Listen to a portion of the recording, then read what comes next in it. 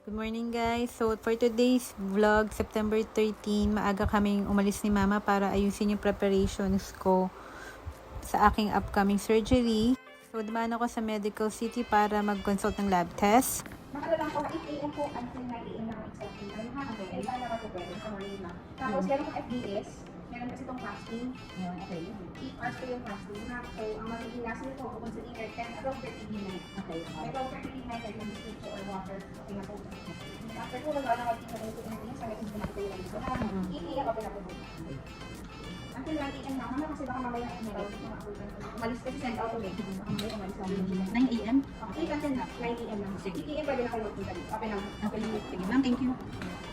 And then after no, nag-ikot-ikot muna kami. Sinamahan ko si Mama sa mga dapat niyang asikasuhin at puntahan dito sa Walter Mart. And then umuwi na rin kami by 12 noon. Thank you for watching!